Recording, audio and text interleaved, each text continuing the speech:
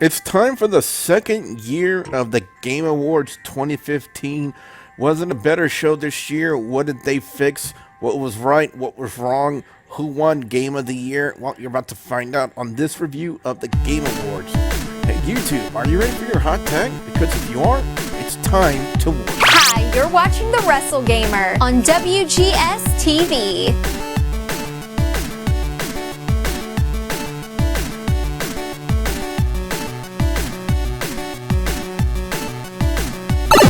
Greetings, YouTube. You have worked your way into another episode of WGS-TV right here on YouTube.com/WrestleGamer. I am the Wrestle Gamer, Double B Billy Boojo, and yes, ladies and gentlemen, we do reviews of video game shows, and we just had a major one, the Game Awards, the second annual Game Awards presented by Geoff Keighly, completely away from people who could screw it up like Spike TV or any kind of networks and everything like that, presenting the Game Awards in a format that it's supposed to be. Hence the debacle the VGXs were. But anyway, guys and gals, we're going to go ahead and get started. We're going to talk about the Game Awards 2015 and our thoughts on it. And joining me on this review, ladies and gentlemen, is the studly man, Ashley. Ashley, how you doing? Well, the big question is, what are your thoughts on Battlefront?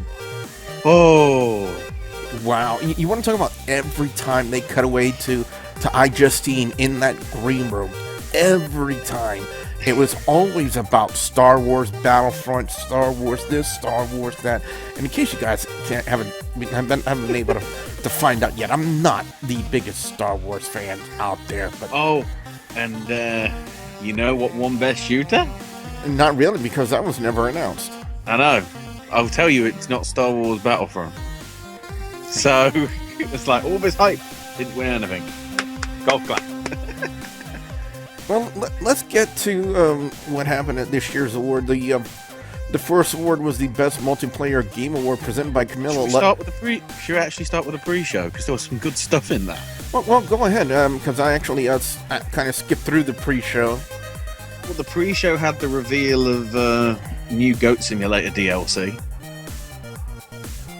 Done in the manner of the opening to Reservoir Dogs. Except less swearing. I mean, we've got goats, we've got camels, we've got flamingos, we've got a dolphin in a wheelchair with its tongue out. Dolphin in a wheelchair with its tongue out? It's Goat Simulator. Yeah.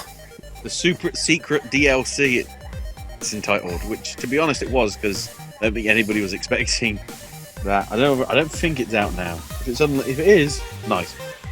There was a nice little thing from Dim Bulb Games, which is one of the people from the team that did Gone Home, who's gone on to do their own studio.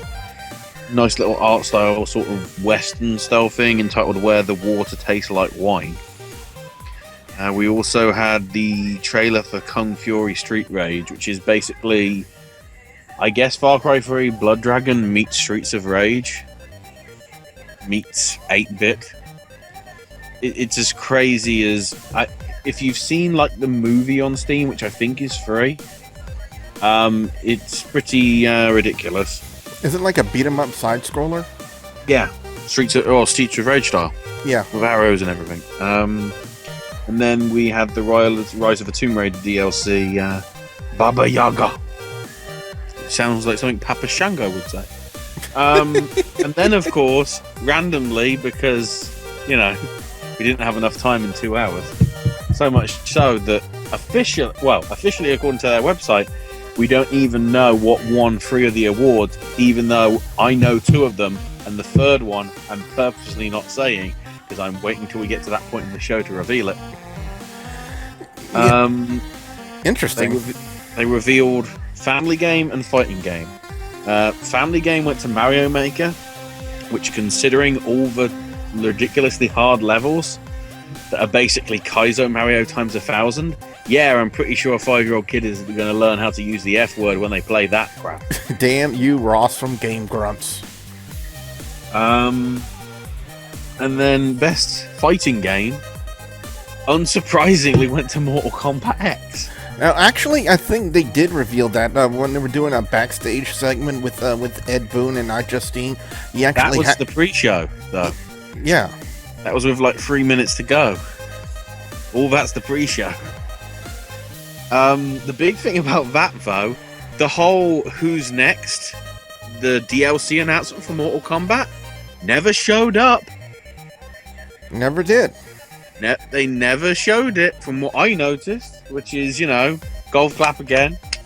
As in, well done. There's a lot of dropping the ball here this year. Also, like last year, the fact that we got awards that weren't updated on the website or not even revealed until probably like 2 hours later, or knowing what I've just done some research on about an hour or so later. But yeah, it was and the thing is, with that fighting category, one of the games, I can't remember, I think it's Rise of, have you got the list in front of you or not? No, I don't. One of the games was such a successful fighting game that they're shutting it down at the end of this month. Yet it was nominated for a Game of the Year contender in the fighting category, despite the fact it's not going to exist within the next 28 days. You now see why I think WWE 2K16 should have been put in there. Because one of them, I think, is even early access, and only 2,000 people have played it, which is I think it's called Rising Thunder from Seth Killiam, who used to work at Capcom.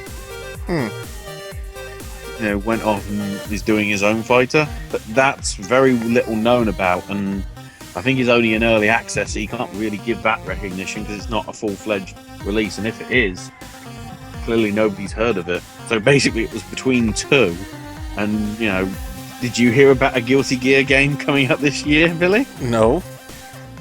Exactly. In case you're wondering what the DLC was, I can exclusively reveal.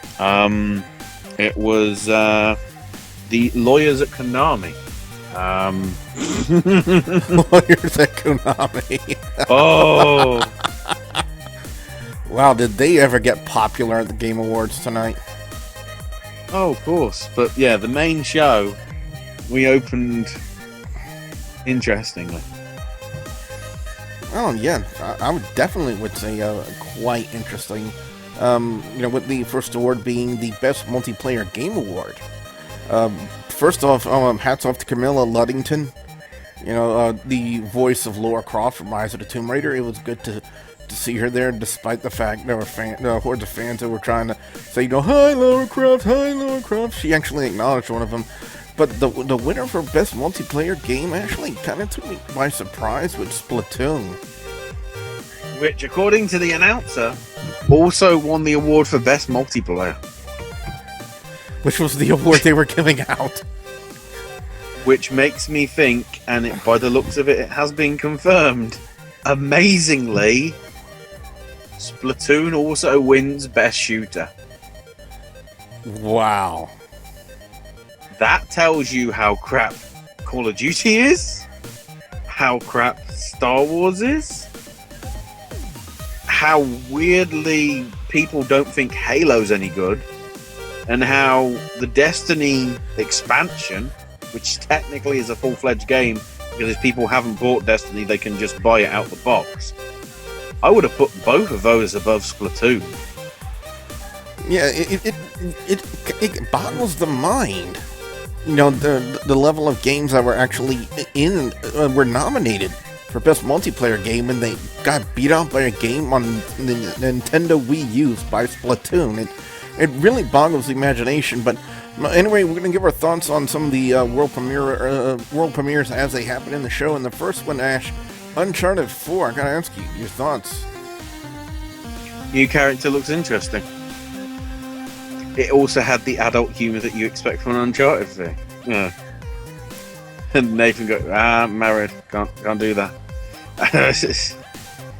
It's a shame we haven't seen more, but I think the obvious reason is PSX keynote on Saturday morning. Yeah, it's one of the reasons why I believe because Geoff Keighly even did a Q&A a few days ago, which was play that beta. And not only that, but he actually answered a question from yours truly on that Q&A about the production level and the aspect of it, as we're having some technical issues All right, I got Ashley back. Thank you for the wonderful modern invention that is The internet. the internet and Skype. But anyway, you want to talk about also ridiculous premieres? Shaquille O'Neal has a game. Shaq Fu. What? Legend Reborn. What the hell was that? It looks better than the original, I can tell you that. I've realised it needs to be a sort of Streets of Rage Double Dragon style thing, rather than an actual like tournament fighter. There is a reason why Screw Attack holds annual meetings of people destroying Shaq Fu cartridges. There is a reason. They won't be doing it for Shaq Fu 2. Well, hopefully, because it looks like it actually might be good. I mean, if it doesn't deliver, there's going to be a lot of Kickstarter people very pissed. Yeah, I would say very much so. But he was also... You missed the interesting one, though. What was that? Tron Runner. Tron Runner? Yeah, it was in the adverts. That's the thing. During these adverts, they had a couple of things which are like, this is new, you're not supposed to know about it. Mainly because Tron Runner went live on Steam pretty much when they unveiled it as part of the show. By the looks of it, it looks to be your Temple Run, it's your Endless Runner game, but involving Tron stuff. But it's already got disc stuff in and just like an Endless Runner style mode. They are trying to add in the light cycles. That's something, because it is in early access. But the thing is, because it's in early access, I think they're only asking for like $10 for it. Which for possibly a souped up mobile game might not be the best. But it looked more interesting than, I don't know, some of the stuff. I was pleased as well. This is another one.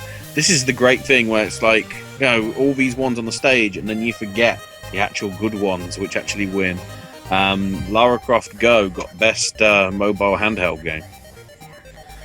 Well, Shaq was also out there to present the Best Esports Team Award, and I think Team Optic was kind of heavily favored to win this category, weren't they? In the voting, well, I never looked at because there's no disclosure on the voting figures, but Optic were pretty much from the top from when they announced it and you could start voting. So, and it's rather weird that Call of Duty gets the recognition there, but nothing else. I mean, CSGO was going to get heavily pushed. I mean, Kenny S from Team Envious got Best Esports Player. Counter-Strike Global Offensive got Best Esports Game. And, of course, we had the announcement from Shaq as well of the confirmation of the E-League, as they're calling it. With 15 of the best teams from around the world competing every Friday night on TBS. So, you know, it's not on a tiny channel. It's literally on like a big ass channel. With a pot of $1.2 million, I believe. Yeah. And people say you can't get anywhere by gaming. Yeah. I'm not sure when they haven't officially unveiled when that's starting next year, but something like that, and the fact that it is Counter-Strike ahead of other stuff like Call of Duty and Halo and League of Legends. I think it could be summer. I could be wrong, but I think it said like summer 2016. I don't think they officially said, because the problem is they need to fit it around what's already been scheduled. Yes. Because the problem is summer would conflict with the normal big majors that they have. That depends if they happen, because I mean the whole esports stuff is very complicated. You've got teams in various leagues, so they actually don't face each other. The fact that this is teams from all around the globe might mean that they can't take part in those tournaments, which means you might have more chances for other teams that aren't big names to enter into them, because I don't even know what the exclusivity deal is, considering it's Ted Turner. Contracts are going to be problematic, possibly. We'll have to see, but it's going to be interesting to see what happens with it. And also whether there's actually going to be a global reach for it, whether it's going to get internationally syndicated out, even into highlights programs, in the UK. Because I mean, okay, there isn't a major UK team, but the fact that the esports event at the convention that I went to was full for every single match, when you had at the time 4 of the best teams arguably in the world literally going all 5 games in best of 5s, so much so that the people that were in there basically got locked in the arena for about 3 or 4 hours because it took that long to do all the matches. As we turn to the best narrative category, which I found to be quite interesting and quite surprising. Go ahead. Sorry, you missed the best announcement of the night. What was that? The Batman Telltale game series. Oh yeah, that's true. That was... At first I was looking at it, I was like, oh wait, is this like the new DC? Is this the new DC game? That we're not doing another Batman game? Oh wait. Now that also makes me wonder whether Mark Hamill could be voicing the Joker in that. Because he did a pretty good job tonight, just on stage. He sure did. He sure did. That was really nice. And then, of course, we go from one Joker to another Joker, because obviously... Oh, no, that was Two-Face in... Well, no, was Troy Baker Joker in Batman Arkham Origins? I don't think he was. He might have been, because I know Roger Craig Smith, Ezio was Batman. But anyway, it's Troy Baker, the voice of God. Oh wait, that's Nolan North. The voice of God's second cousin twice removed. I don't know. Interesting, but yeah, it was Troy Baker presenting the Best Narrative Award, and I found it quite interesting because it was a game that won that I actually had no idea that it was actually up for any awards. I had no background information on it. I had no idea exactly how to play it, but for this game to beat out games like Tales from the Borderland, The Witcher 3, and I'm trying to remember I'm trying to remember what other games were in Best Narrative, because like I said, I don't have the list in front of me. I just took down a list of everything that happened in the show. But this game, wait, hold on. Life is Strange, Tales from the Borderlands, along with Witcher 3 and Until Dawn. Yeah, and those games got beat out by an indie game called Her Story. Made by practically one guy. Sam Barlow. Sam Barlow, who was one of the guys that did, I think it was Silent Hill Homecoming. I know. It's the Silent Hill game everybody actually liked. I thought he did Shattered Memories. It might have been that one. I can't remember. But he did the Silent Hill that people liked in the age when nobody liked the Silent Hill games. Yeah, but I looked up some a little bit of information about it, and I actually have purchased the game. It's currently on sale right now on Steam for the next 48 hours. So I'll shout out the $3 that it was for it, and when I get the chance to do it, guys, we'll do a Let's Play of Her Story right here on WGS-TV. So one benefit of watching the Game Awards, some of the games that you see win that you have no idea what they are, kind of get intrigued by that, actually, and that's just what happened here. I just kind of got intrigued by Her Story, and I'm really interested to see how the gameplay works, how the gameplay mechanic works in the game. The sad matter is, though, that the other one, which was heavily like that, the Games for Change category, was just, this one won. Yep. Rather than actually, Sunset is a great game. but nobody bought it because I guess nobody was interested. It sold like 2,000 copies. The developers then said, we're not making video games anymore. Despite the fact it is a really interesting story. Cybele, in which you are a young teenage girl talking with I don't even know, but it says, fellow teenage boy. And how it goes from like simple, basic conversations into stuff that goes a lot more intimate and a lot more personal. That deserves credit. Life is Strange, okay, it won. But I think that's more high profile compared to her story and Cybele and Sunset, and of course Undertale, which did get nominated for Best Indie Game, but that Undertale is going to probably go as the game that really lost out tonight. Yeah, to an extent, I would have to agree with you on that one. Up next, we had another world premiere of Far Cry Primal World, and man, that looked really, really tantalizing to the eyes, Ashley, you know what I mean? It's Far Cry 4, just with a slight few tweaks and saber-toothed tigers. That's the issue with it. We know it can't be a completely new game because there wouldn't have been time to do a new engine. So it's basically the Far Cry 4 setup. It's not like it's Far Cry 5, otherwise it would have had a number on it. This is your spin-off like Blood Dragon was to Far Cry 3. Admittedly, Blood Dragon was pretty awesome because it was tongue-in-cheek and you knew that it wasn't supposed to be taken seriously. This Far Cry Primal looks way too let's do a documentary on caveman living rather than, sort of going the wackier end and just, basically doing Far Cry the Flintstones. I mean, they probably couldn't for licensing issues.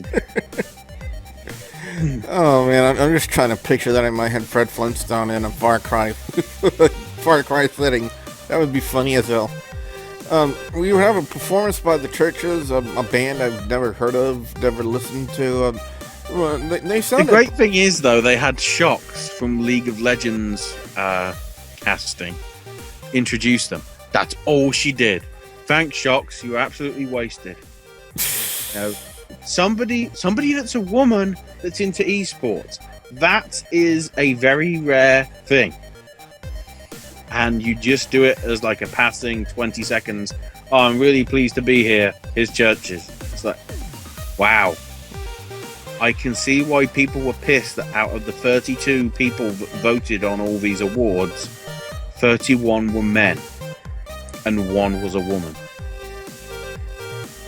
Well, I understand the whole Gamergate controversy thing and whatnot, and I try to... I would like to stay away from those kind of hot button topics, those hot button issues. True, but in an aspect where you're trying to present that side of things with the Games for Change category, you do it as an aside, despite the fact that there is not it's not just the Gamergate thing. There's actually a movement to get more women involved in male generated content. It's not Gamergate really, because the problem is, I mean, there was a great little video on what's her name, Anita Sarkeesian's thing about what is a feminist, because and they said the definition was a feminist was to make rights better for everybody. So isn't that equality rather than feminism? You mean it's the same thing, I'd have thought. It's the same sort of approach. And, admittedly, you had quite a lot of female... You had Jade Raymond involved. You had Bonnie Ross doing the probably worst presenting job ever of, keep looking into the camera and everyone will think it's good. Stop looking into the camera, Bonnie. There's your feedback. You wanted feedback? There you go. Stop looking into the camera. You're not stupid. On a personal note, I think Anita Skarskizian, however you say your name, actually needs to go back to get a school and get a proper education. Because I've seen some of the remarks that she's had to make, and some of them are just so outlandish. They make me facepalm over and over again. The great thing was in the pre-show, they had a video saying, oh, you know, games have changed a lot with this whole Gamergate, because you've got like Undertale with female protagonist, Life is Strange with all that's going on, and then Rise of the Tomb Raider Lara Croft, a game which Feminist Frequency said was crap because they basically male-ified Lara Croft again. Yeah, so you've already pissed them off already. Yeah, because at first, their first real big objection to Lara Croft, I know we're going a little bit off topic here, but their first real big objection to Lara Croft, the old one, is that her boobs were too big, you know, and that she was being like sexually targeted by men, you know, who played the game. They liked Tomb Raider despite the fact it had the, you know, attempted rape scene. Yeah. But in Rise of the Tomb Raider, when she's more of a formidable woman, they hate it because it's more about shooting people. Despite the fact it's basically the same game. Ha! That's why I think Anita Skarskizian, or whatever her name is a bit of a quack when it comes to her movement, because the problem is you use her. It's not just her. In fact, she isn't. The thing is, I would say she's supposed to be the figurehead of the movement, but I don't think she is. There are other women who are much better voices. But it's just she's got the loudest because she's had the most attention from everybody. But my standing on it is, you know, I'm all for equality, but they got what they asked for. You know, they wanted a strong female protagonist in a game. They got it, and now they're not happy with it. Yeah, wait for them to bitch and moan when Mirror's Edge Catalyst comes out. Well, anyway, back to the Game Award. If they do, it won't make sense. Yeah, Lego Marvel Avengers. It's almost like a complete copying of the Marvel Avengers movie in Lego format. Well, it sort of is going to be, because that's what most of the things are.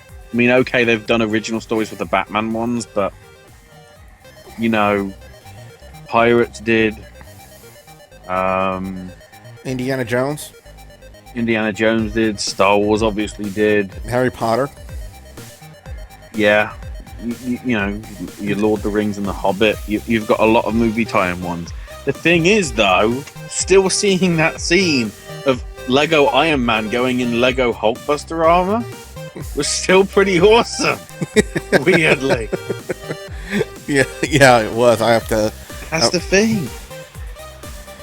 Well, speaking of gamers, guys, Trending Gamer, presented by Sean Laydon, there really wasn't any doubt that Greg Miller was going to win, especially from, you know, all the reports on the voting, because this was a fan-voted category, and Greg Miller heavily favored to win, got a huge, amazing amount of the votes. We don't know how much of the figures, because they don't public release it, but if I tell you that Greg Miller was the only one of the 5 to actually push to get people to tweet or vote, shows you how crap this category is. I mean, last year, Total Biscuit didn't even say vote for me. He just said, you know, I'm proud to be nominated. He won. So of course it was going to be a case of whoever wants to win and says, you know, you can vote for me here, people are going to go there, rather than just actually going on who should win. From what I saw from the figures, Markiplier and PewDiePie were the lowest, because let's be honest, they're getting YouTube Red money. Well, yeah. I mean, PewDiePie is making a series for YouTube Red. He's making money direct. Definitively. YouTube are paying him to do a series that's only for the people that pay $10 a month. He's got to be making enough money, and he don't care. He's up in Brighton in the UK, just chilling out, making all these videos, making a crap ton of money. Why would he care about being trending gamer of the year? In all honesty, why would Markiplier? To be honest, why would any of them? Even Greg Miller didn't even seem to want to win it after winning it, because he was all about everything. He was the one that gave props to the lighting. What was it? One of the CGI designers for Rise of the Tomb Raider, who was a woman. Yeah, Anne something, I believe, like Anne Can or something like that. Yeah, it's a lot of stuff. He took a risk 12 months ago by leaving IGN to do his own kind of funny studios, or whatever you want to call it. Kind of Funny Live, and all the live shows that they do every weekday. It's paid off because they were at E3 doing a whole load of coverage, doing stuff with GameSpot. They're the only major show having their own podcast stage actually at PSX, and it's on the main stage as well of the actual convention, the same stage where this big press conference is going to be happening Saturday morning.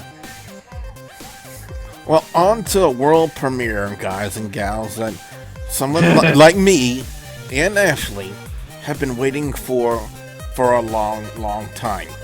From Tim Schafer and Double Fine Studios, Psychonauts to actually, I just said it, I have been waiting. There are a lot of fans out there who have been waiting for a huge, extraordinary amount of time for Tim Schafer and Double Fine to do a sequel to Psychonauts 2, and they set up a crowdfunding site. I forget what site it was, but apparently it won't be just like Kickstarter, but you would actually be investing in the game, which kind of provides an interesting aspect into the funding for Psychonauts 2. Wouldn't you agree? True, but I mean, in the 3 hours since it was announced, they have raised $472,500 or so. Thing is, they do need a goal of 3.3 million. Yeah, if they could get that much in the span of 3 hours, then I think they can. Do they have a time limit set on their funding page? Like, is there a certain time period where they need it? Pretty much like early January. It's 34 days. So, yeah, it's first few days of 2016, from what I can tell. Only problem is whatever you get in this. I mean, okay, it's like you're investing in it and you're going to get profits back.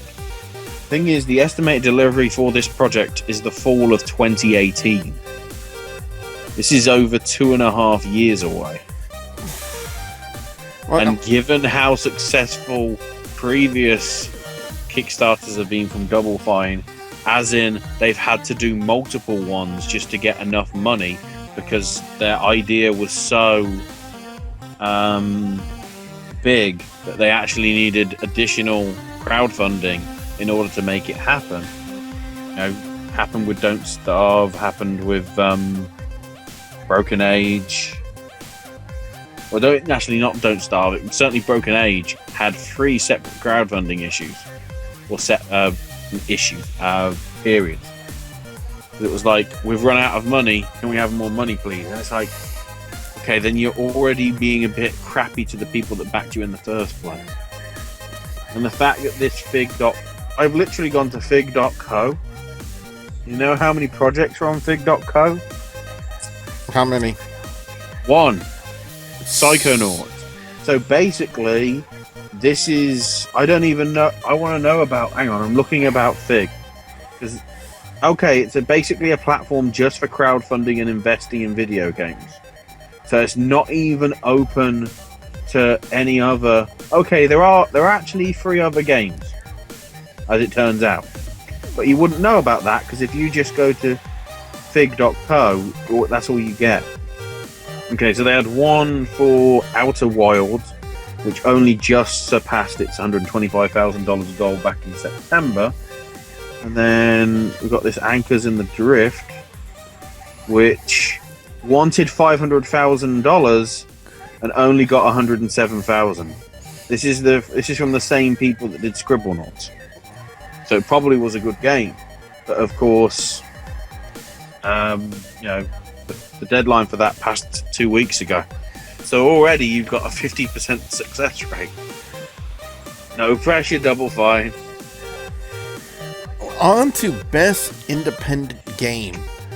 And actually, if you ever told me one of these days some company would develop a game where it's basically rocket car soccer, and this game would win Game of the Year one year, I would have told you would have been freaking nuts. From a bloke that used to work at IGN. But now, it's actually happened with Rocket League. Rocket League won Best Independent Game, overtook Undertale, overtook Her Story. I'm trying to think of what other independent games that were up for nomination. Ori and the Blind Forest. Yeah, Ori and the Blind Forest. But I've seen videos. I've seen guys like, the aforementioned Markiplier with some Rocket League videos along with Jacksepticeye.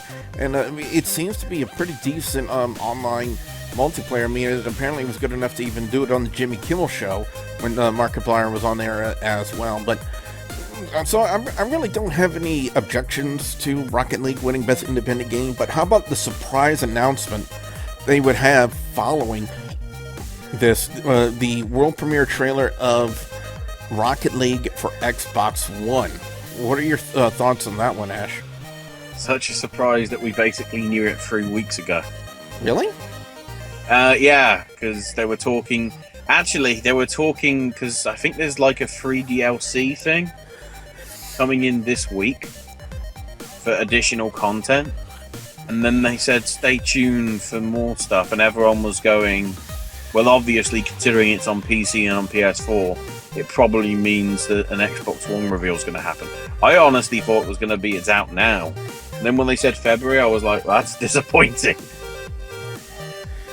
Because they said, oh, it's an announcement you wouldn't expect. People have been expecting it for months, considering how much of a success it's been on PS4 and how much of a success it's been on Steam. This game has gone from nothing to esports in 6 months. That tells you how much of a success it is. All right, guys. Okay, it's not original because there's like a can't remember what the original game is called that it's spawned into, but it garnered success. It came out in May when I think the only thing that came out really was Witcher 3. So it was literally in that barren period where it was like, what else are you going to play? It was free on PlayStation Plus for the first month. What else are you going to play? Guys, I can't remember what else was on that month. Blah. Guys and gals, I want you to imagine this hypothetical situation that you put into this universe where you're given powers to alter time, where your decisions ultimately affect the outcome of the story and the game. You take that formula, and that's basically what you have in Quantum Break. But the issue is, why do we keep seeing trailers? I wish I had an answer for you. That is the issue. This game should have come out for the Xbox One's launch and got delayed mainly because the Xbox, whole TV thing got ditched. So their whole idea as to what was going on got ditched. The lead character went from just a generic sort of good-looking person to a Hollywood actor. I wonder why. Because they want the Hollywood actors to be the stars. They want to try and do... This is the problem with Remedy. They didn't need to do any of this with Max Payne 3. They just...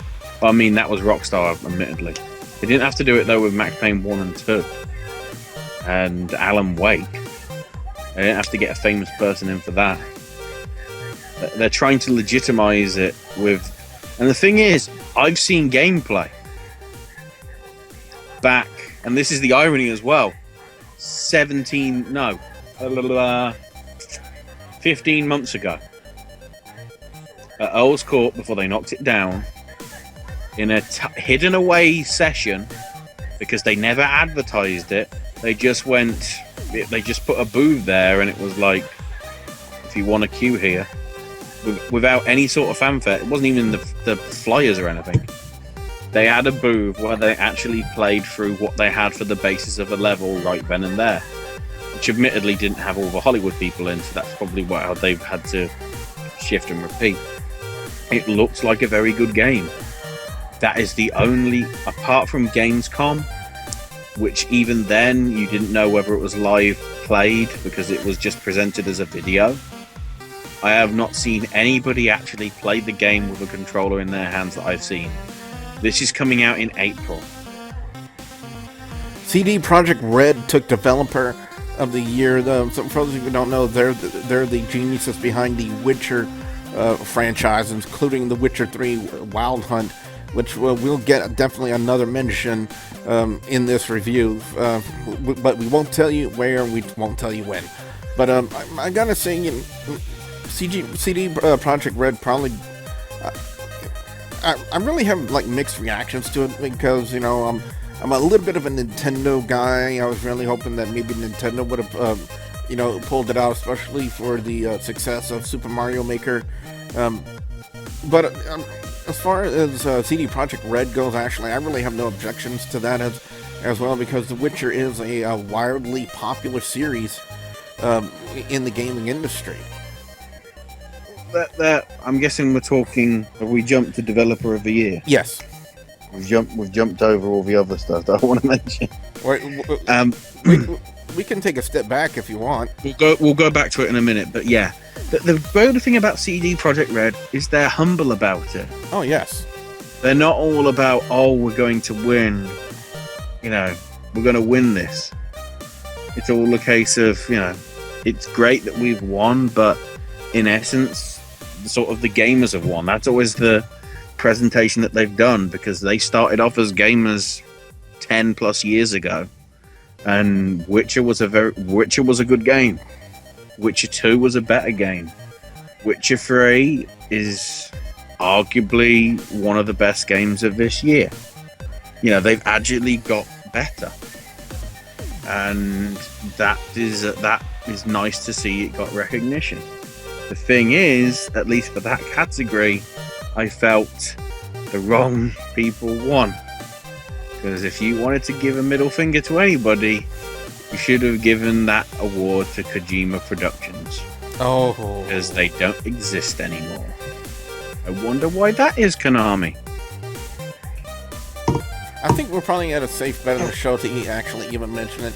No, we'll talk about the good stuff first, before the negative. Okay. The Satoru Iwata tribute. Oh yes, that was an amazing tribute. Brilliant, heartfelt stuff from Geoff, who was I think he was nearly on the verge of crying. Reggie just being Reggie and awesome, and then Ben Harper's song. That's a good 5 to 10 minutes. There's the proper sort of thing there. And then I've also got in my notes, stop talking about Battlefront. Yeah. So everybody was asked about Battlefront. And bloody Cliff Blazinski was asked, and it was like, yeah, it's good. It's like, he's basically going, why do I want to talk about this? I'm not here for this. I can't even remember who was the first one. I can't even remember. Again, it was always about Star Wars Battlefront. It's like, come on guys, if you want to play a Star Wars Battlefront game that's good, go to your second-hand shop for the PS2 and Xbox versions of Star Wars Battlefront 1 and 2, or go on Steam and download Star Wars Battlefront 2, because I think it's still somehow got like LAN servers or whatever that still work. Even not, that game has a single player. the single player of that game is better than the entirety of the online portion of Star Wars Battlefront. Oh wait, that's everything.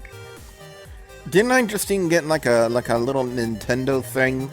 She got the Disney Infinity Kylo Ren, which isn't even out yet. It's scheduled to be released with the release of the movie. In 2 weeks. That's not much of a delay. I don't know. I really don't know what to say about that. But anyway, should we get to the next bit? Rock Band. The big Oculus announcement. I was like, oh, we're gonna get a release date? And then it's like, no, we're partnering with Rock Band to make Rock Band VR. Because you know what the worst bit about Guitar Hero Live was? What was that? Imagine that you were singing from your own personal view at an audience of real people and trying to get reactions from the band around you because it didn't seem believable. Guess what this Oculus VR thing does for Rock Band? Exactly the same thing, except rather than make the buttons easier to watch in terms of what you have to play, basically from what I can tell, if it's supposed to be a game still, because there's obviously going to be no bar on the screen or anything for you to play, at least from what I could tell, it's going to be, I don't know. And then the way Palmer Luckey came out on stage, it was legit like Tony Hawk when he had the stupid plastic skateboard for Tony Hawk's Ride or Shred or whatever that crap was called. I was like, oh no.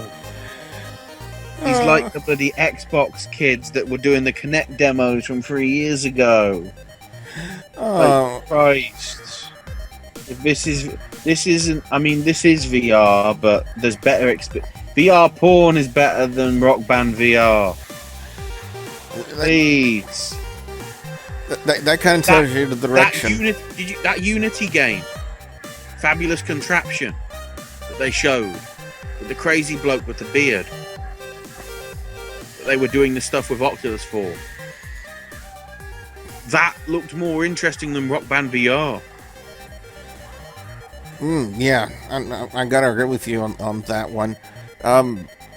Following up, we had Phil Spencer with the best art direction game, and I gotta say, I'm glad Ori and the Blind Forest got it from what it looked. It looks like a visual feast for the eyes. Actually, it looks beautifully done, great artwork, and I gotta say, if I had a pick a person to win this one, our game to win this one, my selection definitely would have been Ori and the Blind Forest. Yeah, but that was such a strong category. That's the thing. I mean, Batman Arkham Knight, considering all the problems that had on PC, you can't really give it to that. But Bloodborne is a very beautiful game. Oh, yeah. Witcher is a very beautiful game. Metal Gear is. I'm sort of amazed with art direction that Star Wars Battlefront wasn't in that, to be quite honest. I thought we weren't going to have any more Battlefront talk. Say about talk. Star Wars Battlefront.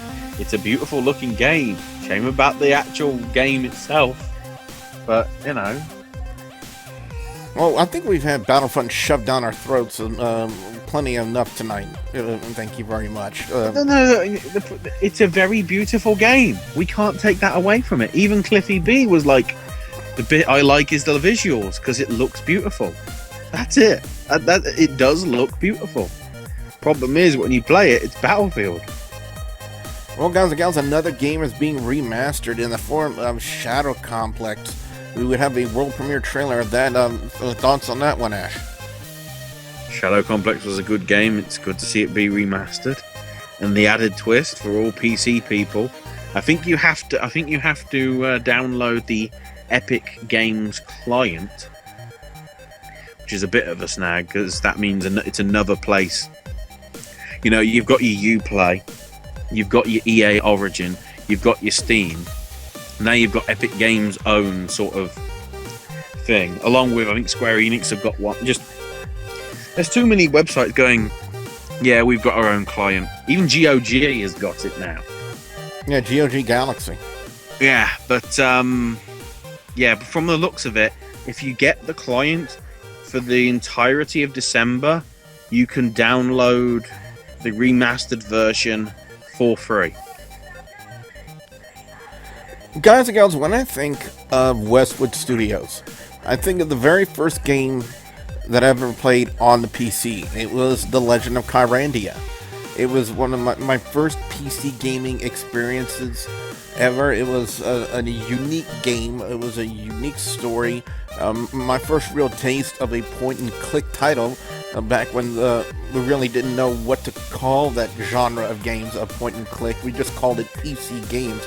It was an amazing experience. They would go on to make a series of great games. In fact, they're the figureheads behind the entire Command and Conquer franchise. Wow, before they sold it to EA. Yeah, but they're the people that originated it. Well, as they said in the video, they made Dune 2, which was arguably the very first RTS. It could be argued that if that hadn't have been made, Blizzard wouldn't have made Warcraft. And then you wouldn't have had League of Legends, you wouldn't have had StarCraft, you wouldn't have had Warcraft of any sort of form, and real-time strategy may not have been as great as it has been. The brilliant thing as well, though, which was mentioned in the video in the pre-show, but never mentioned in the rest of it, because it was all about real-time strategy.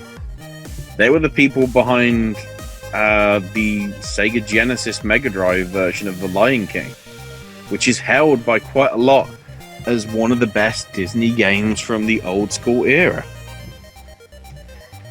Yeah. And, you know, that deserves some recognition as well, not just all these crazy things. So basically, if it was not for the ideas from Lewis Castle and Brett Sperry, the co-founders of the Westwood Studios, one could arguably say we would not have some of these titles that we've already talked about. So if it wasn't really for them kind of providing the inspiration in the games that they've done in the past, we could say that we wouldn't have these Warcraft games. We wouldn't have, and it would be heavily argued that if it wasn't for that, just like you said, Ashley, the real-time strategy genre would not be what it is today. It probably wouldn't even exist if it wasn't for games like Dune 2, and Command and Conquer. Exactly. Now, we already talked about the Xbox One world premiere of Rocket League and what we thought about it. So on to probably the only instance in the night where there was a booing. It was for the best action adventure game. Now, the crowd did not... Go ahead. We need to bring up the Halo thing again. Oh yeah. Bloody Bonnie. You know, Bonnie. I said it before and I'll say it again. You want feedback. Stop staring at the camera. Hi, everybody. Gamers are I'm on not TV. Gamers are not 5-year-olds. They don't have to be talked at. They need to be talked to. Like, you can just look at even Geoff when he was watching. I think he was getting flashbacks to the Mountain Dew and Doritos scandal from years ago. It was just like, oh no, what you doing? This is going to be a meme somewhere on Tumblr. I appreciate. Look, you're giving us free content every month. That's nice. Finally, we're getting Forge mode. It should have been in the game at launch. And then at the same time, we've got a giant league, which is being funded by microtransactions. 2 million. That's how gullible people are. They've raised $2 million through microtransactions. I really don't know what to say about that. And the thing is, it doesn't even finish until like the spring. So there's another 3 months of microtransactions to be added into that. They're trying to do it like the International, except into the International, you actually are getting sort of content like a compendium and whatever, with things and, it's digital, but it's facts and figures and things that people will be interested in. All it is in the game is perks that you can get. You know, the entire money for this competition is coming. I think there was a little bit like 250,000, or there was some base money that was put in by Microsoft in 343. But the rest of it is just from the microtransactions, because apparently they're making enough money from the sale of the game itself and all the special editions and whatever, that they don't have to worry about there not being enough money for the prize, because it's all from the gullible people that are going, oh, you know, a little bit of money here and there will be absolutely fine. Despite the fact they keep stressing to you, you don't have to. Which is like reverse psychology, when it's like, give us all your money. So thanks, Bonnie. There's your feedback. Well, anyway, as we get back from that rant from Miss Dudley Man Ashley about that, the best action adventure game category. First off, I want to hats off to Mark Hamill doing the Joker voice, and even saying, "Well, sometimes I don't win." Yeah, but then also the fact that, you know, he's openly acknowledging that he sort of put his foot in it over the Star Wars stuff. Yeah, definitely. But Metal Gear Solid 5: The Phantom Pain would go on to win, and it wasn't accepted by Hideo Kojima, guys and gals. It was actually accepted by the man behind the voice of Solid Snake in the game. David Hayter? No, not David Hayter. Kiefer Sutherland. Kiefer Sutherland accepted it, and they also would go on to acknowledge Hideo Kojima, first by Kiefer Sutherland, and then by Geoff Keighly, who actually said, due to Konami's attorneys and Kojima's attorneys and whatever his contract stated, that they said that he would not be allowed, keyword in quotation marks, allowed, ladies and gentlemen, to appear on the show. And that, no, not even that. Just even attend. He couldn't even be like backstage and just with everybody like at the after party. He couldn't even be there. He's sort of sequestered in Tokyo where he lives. He's basically on house arrest. That basically kind of burns me up a little bit. This is the visionary behind Metal Gear, one of Konami's highly successful franchises ever. Pachinko machines. And think of the pachinko machines. But to say the least, that he would not even be able to attend a video game award show where he has been one of the most highly rated people in the industry. To me, it just kind of makes me sick to my stomach about how the Konami actually operates from the inside out. That you would not even allow this man, who was the true inspiration, the true visionary, the true mastermind behind the Metal Gear Solid franchise, to even attend the actual show, let alone appear on it. It, to me, deserved to be booed, Ashley, and it did get booed on the show.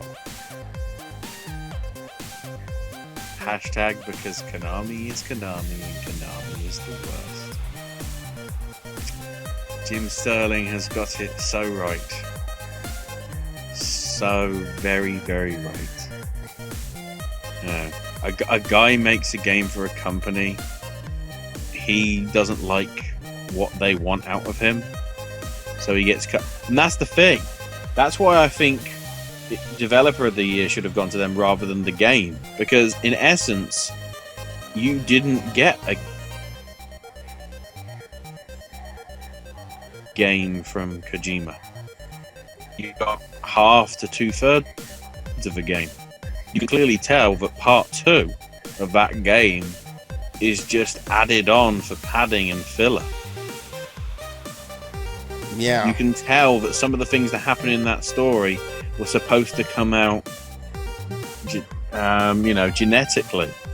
As in, at the end, at the proper end of part 2.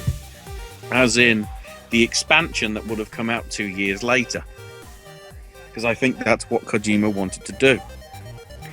But Konami didn't, because Konami is Konami and Konami is the worst. They just wanted a game. So they got a game, and they put it out. And they openly said, "Oh, we know it's going to win Game of the Year. As soon as you do that, I treat you with contempt." Witcher 3, spoilers, won Game of the Year. All this time, they were going, it's just nice that we're nominated. It's an extra bonus if we win. We're not expecting it. And that's why they keep winning it. Because they're humble. They're not, oh yeah, we've got our dicks out, suck it. Okay, I think that's an image I really didn't need in my head. But anyway, guys and gals. Yeah, but do you love the hidden message that then happened? The surprise? Playing the theme of quiet? The character in the game that can never speak? Because if she does, she would cause ruin to the world? I wonder what's happened there, Konami. Have you just turned Kojima into quiet? Mm-hmm.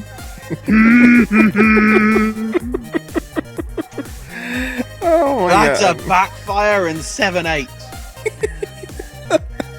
Oh man. This is going to be an extremely long video. Track as well. So it actually got 2 awards. Oh yeah. But anyway, on to a very interesting part of the show. And that is the presentation of the Best Performance Award. And it went to, of all people, it went to Aviva Sefford for The Witcher 3. Oh, no, wait. No, wait. That's actually wrong. That's actually for her story. Jade. You had one deal, which is read the envelope. She had one job. I really hope that envelope didn't actually say Witcher 3, because if it did, even the person that wrote it did the wrong. They announced the name and it was like Witcher 3, and the boyfriend was like, "Sit down. We don't know whether she's won."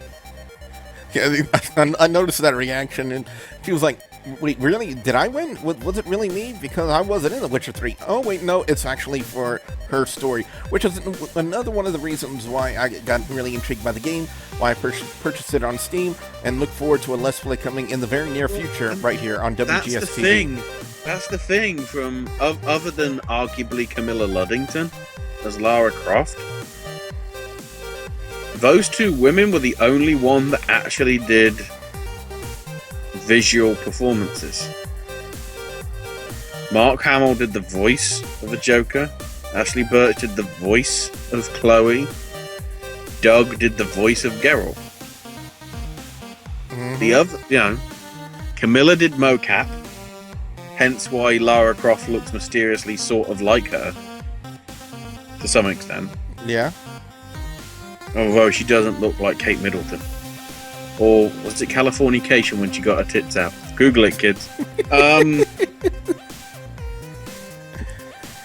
But in her story, it's the videotape of her being interviewed. It's her performance. You can't argue that, it's just in the way of the voice and it's the direction of whoever's creating the game. It's like somebody got a video camera, told her what to say, because it's supposed to be that sort of visual medium that's being presented in the game, and she executed it bang on. I think especially as well, considering the BAFTA games are for British things, and that game is British as British can be. Hell, it's even a British constabulary where you're doing the thing. So a lot of people in America, like Billy, are going to be going, "What's a constabulary?" More than likely, I'm probably going to have to go that route, to be honest. But anyway, guys and gals, following that, we'd actually have a premiere for another Walking Dead game from Telltale. Yes. Another Telltale. On top of the 64 they've already announced.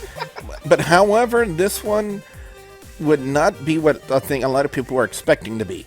For those of you like myself who actually would not be a big Walking Dead fan today if it were not for the first 2 seasons of the game involving the amazing storyline that is Clementine. We were all anticipating, when we're going to see, chapter 3 of the Clementine story. What happens to Clementine when she reaches, spoilers, guys, when she reaches that fort. I'm forgetting, somewhere in Michigan, I believe. I'm not exactly sure. I remember, but what happens when Clementine and the baby arrive there? What happens to them? Where do they go next? Will we get an answer? Well, according to this trailer, this would not be a continuation of the Clementine story. Actually, it would actually take one of the more well-known characters from the actual show in Michonne, the sword-wielding Michonne, and actually tell a bit of her backstory in this game. And I gotta say, actually, it really looked intriguing. Yeah, it's basically the equivalent of your 500 days. Oh yes. This is your filler before season 3 kicks in. It's a 3-episode event, as they're labeling it,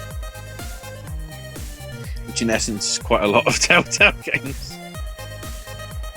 And of course, the best time to play it is when all 3 have come out, because then you can just play it in one go, rather than have to wait an indeterminate amount of time before you know what's going on.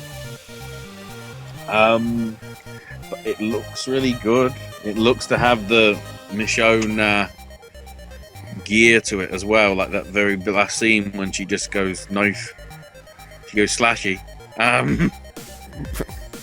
But sometimes I wonder whether Telltale is running itself too thin, because we already know that they've obviously got Game of Thrones has just finished. Tales from the Borderlands is going to be getting a second season eventually. Walking Dead Season 3 is obviously in production. You've got Minecraft Story Mode. I think you've got something else that they confirmed, but I can't remember what it is off the top of my head at some point.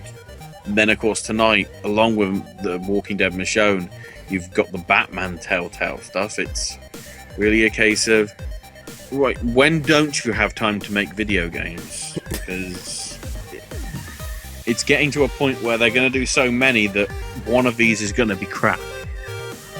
They shouldn't be. They shouldn't be crap. The thing is, it's going to get to a point then the inevitable will be, oh yeah, that's crap. Well, guys, gals, on to Game of the Year, and Ashley hasn't spoiled it for you already. It went to The Witcher 3 Wild Hunt, but a lot of fans out there, especially in the audience, were crossing their fingers for Fallout 4. And actually, in my mind, with the game being released just this past November, to me, I don't think that would have been an adequate amount of time for it to qualify, in my personal opinion, for Game of the Year, with only 3 to 4 weeks time. Yeah, but also look at the problems with those games. Metal Gear is not a game because Konami is Konami and Konami is the worst. Super Mario Maker can't be Game of the Year because of all the bastards in Japan that are creating levels that only about 2 people in the world can complete. Which, if you get that in your 100 Mario cycle, means that you're dead. Pretty much. Bloodborne is the one that I felt a bit sorry for, because it got all this acclaim and then got nothing. Fallout, because of all the issues that it's got, with frame rate and choppiness on consoles, and then bugs, which is the problem when you use the same engine that you used Fallout 3 from. That's why you've got it there. Witcher 3 had problems, but then keep in mind, Witcher 3 had 16 free pieces of DLC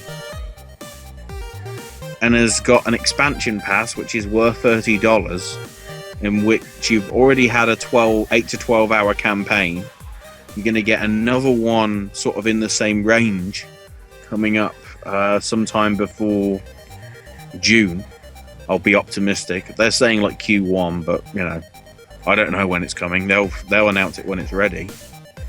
But you're getting basically a game and a half for $90, which is what you pay for a game and a half. As in, you're actually getting your money's worth. It's not I hate to bring it up, it's not a Star Wars Battlefront where in order to get all the content over the upcoming 12 months, you have to pay $120 up front without knowing what the actual content is. Well, guys and gals, we'd also close out the show with a performance by deadmau5, and let's just say for someone like me who really doesn't know anybody, any of the DJs, or exactly what they do, or how they perform, or even how they write their music, or put their music together, I was just sitting there looking at the screen going, what in the blue fuck is this? The thing is, he gets hated on when he does anything and everything. TwitchCon, when he did stuff, got crapped on. The International, when after, somebody had won basically $5 million, he randomly did a set, and everyone in the Twitch chat was like, why is he here? He's gonna get the hate. That's why he did a tweet saying, oh, I love riling people up. But the fact of the matter is, it was a nice little special performance at the end, but didn't really contribute anything. Even the churches thing sounded nice. Not that I do like dubstep, and I did like the bit when it had the Mario stuff. With the boo music and everything. And then when it just went into what his generic track is that's out now, it was like, so you had all that gaming stuff just to basically get us to watch you just doing your stuff. Which is a bit of a shame, because you'd have thought on the Game Awards he could have done just like a special exclusive mix of like a new song and have it never be released. The only way people could get it is if they illegally downloaded the YouTube VODs. Well, guys and gals, if I have to give an overall score on the Game Awards tonight, I'll have to give it a good solid 3.5 out of 5. I thought it was a very decent show. Much better than Spike could ever have done with their crappy VGXs that they did, which caused Spike to kind of lose it when it comes to the Video Game Awards. Geoff Keighly has done an amazingly awesome job when it comes to producing the awards and actually making the awards what they're supposed to be, an awards show. Now, Ashley, how would you compare tonight's show to what they did last year? Weirdly worse, in actual fact. The fact that they crammed it all into 2 hours really hurt it. Well, weren't that one of their major complaints last year? And I think Geoff Keighly even brought it up in his Q&A session. Weren't one of the major complaints that the show was too long? Well, last year it was 3.5 hours. You've literally just halved the show. If you took out the pre-show and not have all that stuff, because we know who the nominees are and we know what the icon stuff is, if you just put that and incorporated it into a 3-hour show, because it starts at 9 Eastern and it's going to finish at midnight, like as if it was like a TV block of programming, as if you can't go beyond that because that's all you paid for, which of course you can't really do because it's YouTube or whatever. But I think you could have had a lot, and that with that you can have a lot more awards, like best horror game. One of the best games that was out this year, nobody noticed because it was a side mention. Best fan creator, Whole Stories Mel is incredible. The fact is, it's available for people to get for free because it's a mod. It's not a paid mod. They don't want to be paid for it. I mean, they don't mind getting donations or whatever, but the fact is, because it's a mod, it has to be available for people for free. Like the Deus Ex mod that completely changed the game in that you can add on to the original Deus Ex and make that a completely new experience. None of that stuff would even get the chance of recognition in a 2-hour show. But in a 3-hour show, you could actually go through and say, you know, look at these games for change. Look at Cyber. Look at Story. Look at Life is Strange. Look at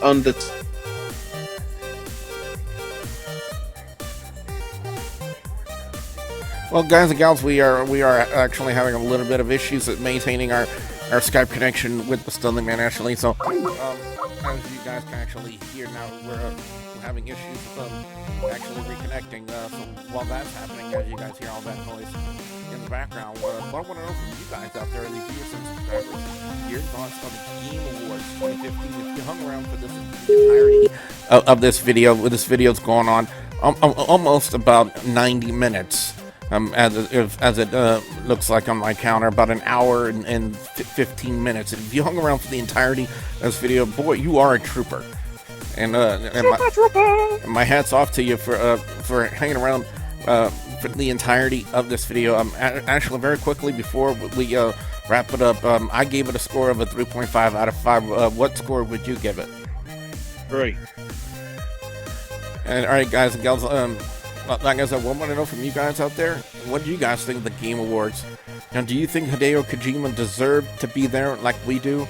Do you guys believe that The Witcher 3 Wild Hunt deserved to win Game of the Year? Do you believe Greg Miller should have been Trending Gamer of the Year? We definitely want to know what you guys out there have to say. What do you think about Star Wars Battlefront? Yeah, as if I Justine didn't cram that. She was like a little Star Wars Battlefront the big whore. Point is, how do all the big first-person shooter Call of Duty Battlefield fans feel that their category was won by Splatoon? Yeah, we want to know what you guys think. Be sure to put your comments in the comment section below. Don't forget to like, favorite, and subscribe. Don't forget WGS-TV is on social media, on Facebook, Twitter, Instagram. You can ask me questions. Links will be provided in the description box below. And as always, guys, I'll have a couple videos in the annotations at the end of this extremely long video for you guys to check out as well. So with that being said, for the Studley Man, Ashley, I am the Russell Gamer, Double B Willie Goodrum, saying we'll see you at the next Warp Zone. Kojima, we feel sorry for you. Konami's lawyers, sod you. Almost, yeah. It starts at the 3, and then when it gets to the bottom... Yeah, right, okay, yeah. Then we have you can press the copyright symbol, because that's first for sure. Alright, we got one that looks like... The understanding of wisdom. Truth lays in the path towards the power of understanding. Wisdom comes silently